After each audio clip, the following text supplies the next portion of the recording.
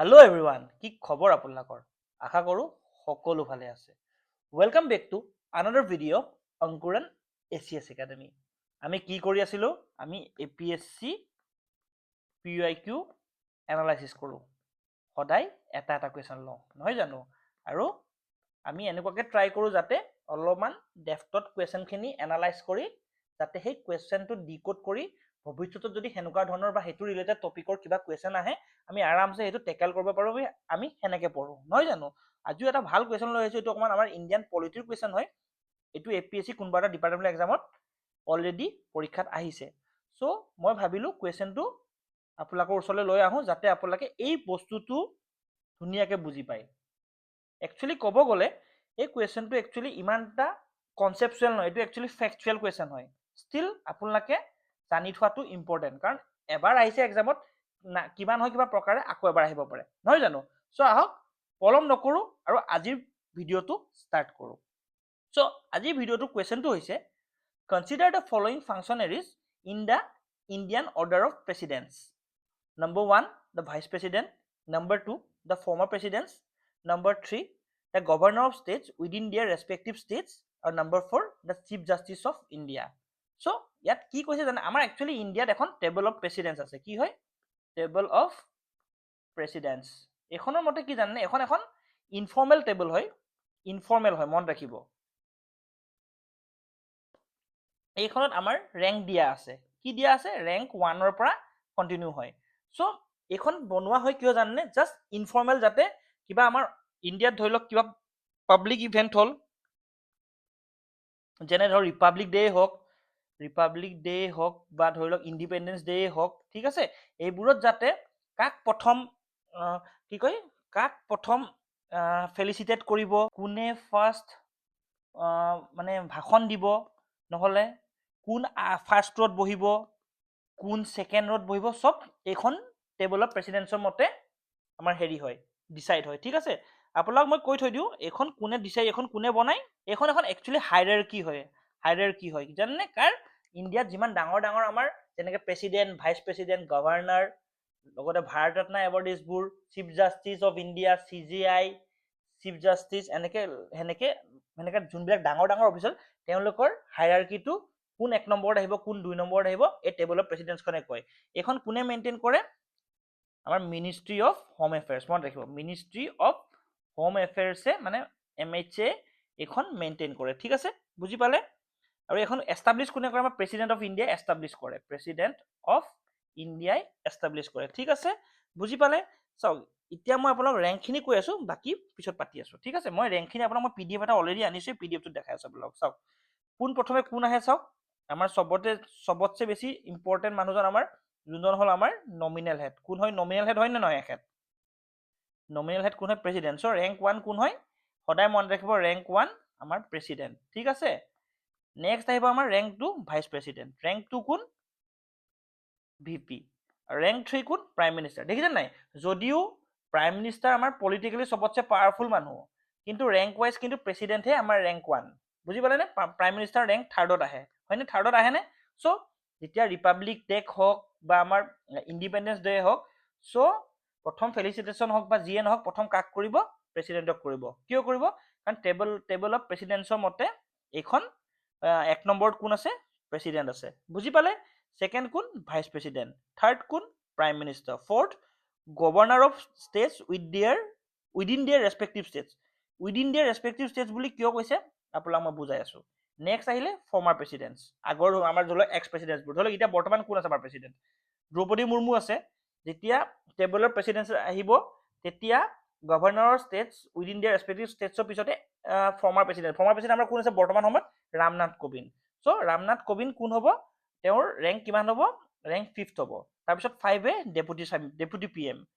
তাৰপিছত chief justice of India speaker of Lok Sabha তাৰপিছত cabinet minister of the union chief minister of states within their respective states চাওক এই লাইনটো মনত ৰাখিব উইদিন দেয়াৰ ৰেসপেক্টিভ ষ্টেটছ কথা আছে মই বুজাই আছো deputy chairman of planning commission তাৰপিছত former prime minister leader of opposition in Rajya Sabha and Lok Sabha চাওক এখন ডাঙৰ লিষ্ট হয় মই এটা কাম কৰিম আপোনালোকক এই লিষ্টখন মই আপোনালোকক হেৰি এটাচ কৰি দিম আমাৰ কি বুলি কয় কমেন্ট সেকশনত এই লিংকটো মই পিডিএফটো মই এটাচ কৰি দিম ঠিক আছে যাতে আপোনালোকে গোটেইখন আপোনালোকে আৰামছে পঢ়িব পাৰে ঠিক আছে চাওক বহুতখিনি আছে মই গোটেইখিনি পঢ়াব নাযাওঁ কিন্তু এটা কথা মনত ৰাখিবা ভাৰত ৰত্নবোৰো আছে দেই ভাৰত ৰত্ন যোনে যোনে পাইছে তেওঁলোককো এটা হেৰি দিয়া হয় টেবুলৰ প্ৰেচিডেন্সত তেওঁলোকৰ নামটো আছে মই দেখাই দিছো আপোনালোকক এইটো চাওক 7 আছে holders of Bharat Ratna declaration দেখিছেনে তেওঁলোক কাৰ কাৰ ওপৰত চিফ মিনিষ্টাৰৰ ওপৰতো আছে দেখিছে নাই চিফ মিনিষ্টাৰৰ ওপৰতো আছে governor of states outside their respective ষ্টেটছৰ ওপৰতো আছে কিয় আছে কাৰণ চাওক তেওঁ আমাৰ ভাৰত ৰত্নটো কি হয় হাইয়েষ্ট চিভিলিয়ান এৱাৰ্ড হয় নাই চ' তেওঁলোকক as a token of respect তেওঁলোকক CM আৰু গভৰ্ণৰ অফ CM আৰু governor of states outside their respective ষ্টেটছৰ ওপৰত ৰাখা হৈছে এতিয়া কথাটো হ'ল মই যে আপোনাক ক'লো উইদিন দেয়াৰ ৰেসপেক্টিভ ষ্টেটছ আৰু আউটসাইড দেয়াৰ ৰেসপেক্টিভ ষ্টেটছৰ কথা কোৱা আছে কিয় কৈছো মই আপোনালোকে চাওক এতিয়া মই বুজাই দিছো আপোনালোকক চাওক মই ইয়াতে বুজাই দিছো চাওক যেতিয়া আমি যদি অকল governor of states within their respective states বুলি কওঁ তেতিয়া তোৰ যে ৰেংক 4 আহিছে কিন্তু যেতিয়া governor of states outside their respective states কৈছো তেতিয়া ৰেংক 8 আহিছে বুজি পাইছেনে মানে কথাটো কি হ'ল চাওক আমাৰ অসমত কিবা এটা ইভেন্ট হৈছে ঠিক আছে অসমত যেতিয়া কিবা এটা ইভেন্ট হৈছে তেতিয়া ধৰি তেতিয়া আমাৰ অসমৰ গভৰ্ণৰজনে ৰেংক 4 পাব তেওঁক যেতিয়া তেওঁলোকে সিটত বহিব কিহবাত বহিব বা তেওঁলোকৰ ভাষণ দিয়াই হওক ৰেংক 4 হিচাপত পাব যদি প্ৰেচিডেন্ট থাকে ভাইচ প্ৰেচিডেন্ট থাকে PM থাকে তেতিয়া আমাৰ অসমৰ গভৰ্ণমেণ্ট যদি ইভেন্টটো অসমতে হৈছে তেতিয়া কি হ'ব গভৰ্ণৰ অফ ষ্টেটছে এইটো ৰেংক পাব কিন্তু ধৰি লওক অসমৰ গভৰ্ণৰজন বেংগলত গৈছে বেংগালোৰত গৈছে মুম্বাইত গৈছে তেতিয়া তেওঁ কি ৰেংক পাব ৰেংক 8 পাব বুজি পালেনে আশা কৰিছো বুজি পাইছে সেম বস্তু আমাৰ chief minister of states outside their respective ষ্টেটছৰ কথাও আছে চিফ মিনিষ্টাৰ চাওক যদি আমাৰ অসমতে ধৰি লওক হিমন্ত বিশ্ব শৰ্মাই অসমত যদি ইভেন্ট হয় ৰেংক 7 পাব টেবুলৰ প্ৰেচিডেন্সৰ মতে কিন্তু তেওঁ যদি বেংগালুৰুলৈ যায় বেংগালোৰ যায় মুম্বাই যায় তেওঁ ৰেংক 8 পাব ঠিক আছে নে বুজি পালেনে আশা কৰো আপোনালোকে বস্তুটো বুজি পাইছে ৰেংকটো হেনেকৈ চোৱা যায় বুজি পাইছেনে চাওক এখন অকল এটা কথা কিন্তু দেই এখন একো ফৰ্মেল নহয় এখন জাষ্ট চেৰিমনিয়েলৰ কাৰণে মই যে ক'লো কিবা চেৰিমনিয়েলৰ কাৰণে কিহৰ কাৰণে চেৰিমনিয়েলৰ কাৰণে জাষ্ট কিবা ইভেন্ট আছে ইভেন্টৰ মতে যাতে তেওঁলোকে কেনেকৈ বহিব কোনে কেনেকৈ ভাষণ দিব সেইটো কাৰণে আমাৰ এইখন লিষ্টখন প্ৰিপেয়াৰ কৰা হৈছে ঠিক আছে নে আৰু যাৰ যাৰ ইকুৱেল ষ্টেটাছ আছে কিছু এখনত চাওক কিছুমানত চাওকচোন আপুনি ইটোতে দেখাই দিছো মই আপোনাক চাওক নাম্বাৰ 6ত চাওক চিফ জাষ্টিছ অফ ইণ্ডিয়া আৰু স্পিকাৰ অফ লোকসভাৰ নাম্বাৰ 6ত আছে মানে তেওঁলোকৰ প্ৰটকল মতে তেওঁলোকৰ পাৱাৰো একে তেওঁলোকে সমান পাব যি চিফ জাষ্টিছ অফ ইণ্ডিয়াই প্ৰেচিডেন্সত মানে যিখিনি প্ৰটকল বা পাৱাৰ পাব 6ৰ যিহেতু স্পিকাৰ অফ লোকসভা আছে তেওঁ সেম পাব বুজি পালেনে আপোনালোকে আশা কৰো বুজি পাইছে চাওক এতিয়া এখন টেবুলৰ প্ৰেচিডেন্সখন চাব গ'লে বহুত আছে চাওক কিমানলৈকে আছে 26 লৈকে আছে joint secretaries of the government of India লৈকে আছে চ' গোটেইখন মই আপোনাক পঢ়াব নাযাওঁ আশা কৰো আপোনালোকে গোটেইখিনি বুজি পাইছে ঠিক আছে নে চ' আহক আমাৰ এতিয়া কুৱেশ্যনটোত কি কি আছে মই আপোনাক দেখাই দিওঁ প্ৰথম আছে ভাইচ প্ৰেচিডেন্টৰ ৰেংক কি আছিলে মই কওঁ ভাইচ প্ৰেচিডেন্টৰ ৰেংক কিমান আছিলে ভিপিৰ ৰেংক কিমান আছিলে ৰেংক 2 আছিল নে হয়নে নেক্সট কি আছিলে আমাৰ ফৰ্মাৰ প্ৰেচিডেন্ট কিমান আছিলে ফৰ্মাৰ প্ৰেচিডেন্টৰ আমাৰ ৰেংক আছিলে ৰেংক 5 হয়নে ফৰ্মাৰ প্ৰেচিডেন্টৰ ৰেংক কিমান মই লিখি যাওঁ ফৰ্মাৰ প্ৰেচিডেন্টৰ ৰেংক 5 হয়নে তাৰপিছত নেক্সট আহিলে আমাৰ governor states within their respective ষ্টেটছৰ কথা কৈছে ন গভৰ্ণৰৰ নিজৰ ষ্টেটছৰ ভিতৰতে ৰেংক 4 হয়নে ৰেংক 4 মনত ৰাখিব ৰেংক কিমান governor within their respective states কিমান ৰেংক 4 হয়নে নেক্সট থাকিলে আমাৰ কি আহিলে chief justice of India CJR কিমান মই চাইছিলো মানে CJR কিমান হয় ৰেংক 6 হয়নে CJR ৰেংক 6 হয়নে চাই লওক এবাৰ CJR ৰেংক কিমান হয় chief justice of India rank 6 চ' যদি আমি চাব যাওঁ প্ৰথম কোন হয় VP চ' অপশ্যন 1 টো 1 নম্বৰ নেক্সট হ'ব আমাৰ অপশ্যন 3 আমাৰ governor within their respective states next হ'ব আমাৰ অপশ্যন 2 কোনটো হ'ব ফৰ্মাৰ প্ৰেচিডেন্ট তাৰপিছত হ'ব আমাৰ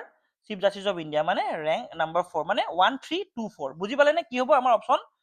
1 3 2 4 হ'ব 1 3 2 4 চ' এনসাৰটো এইটো হ'ব হয়নে আমি কি পাইছিলো 1 3 2 4 পাইছিলো নে 1 3 2 4 চ' আমাৰ অপশ্যনটো কি হয় এই কুৱেশ্যনটো এনসাৰ হ'ল অপশ্যন বি টো আমাৰ মানে এইখন লিষ্টৰ মতে VP 1 নম্বৰ আহিব VP প্ৰথম আহিব তাৰপিছত আহিব আমাৰ governor within their respective states তাৰপিছত আহিব আমাৰ ফৰ্মাৰ প্ৰেচিডেন্ট তাৰপিছত আহিব আমাৰ CJI ঠিক আছে নে এই টেবুলৰ প্ৰেচিডেন্সখন একচুৱেলি বহুত এটা ইম্পৰ্টেণ্ট টপিক হয় পৰীক্ষাত আহি থাকে বহুকেইটা পৰীক্ষাত মই দেখিছো যোনটো আহি থাকে ডাইৰেক্টলি সুধি দিয়ে বা এনেকৈ কম্পেৰিজনে আহে চ' আপোনালোকে যদিও কোনোবাই এই বস্তুটো শুনা নাছিল বা এই টপিকটোৰ কথা শুনা নাছিল আশা কৰো আপোনালোকে এই ভিডিঅ'টো শুনাৰ পিছত ভিডিঅ'টো চোৱাৰ পিছত আপোনালোকে এই টপিকটোৰ কথা ভালকে বুজি পালে চ' যদি ফিউচাৰত এনেকুৱা কুৱেশ্যন আহে আশা কৰো আপোনালোকে টেকেল কৰিব পাৰিব চ' ভিডিঅ'টো লম্বা নকৰো ইমানতে সামৰিছো যদি কিবা ডাউট থাকে কমেণ্ট ছেকশ্যনত জনাব, ট্ৰাই কৰিম ডাউটটো সলভ কৰিবলৈ। আৰু আপোনালোকে যদি কিবা কুৱেশ্যন নিজে ছাজেষ্ট কৰিব বিচাৰে, আমাৰ অফিচিয়েল নাম্বাৰ আছে, আমাৰ ইমেইল আইডি আছে, আমাৰ ফেচবুক আছে, ইনষ্টা আছে, আপোনালোকে জনাই দিলে হ'ল, আমি সেই কুৱেশ্যনটো নেক্সট ক্লাছত লৈ আহিম। চ' ভিডিঅ'টো আৰু দীঘল নকৰোঁ, ইমানতে সামৰিছোঁ। ধন্যবাদ।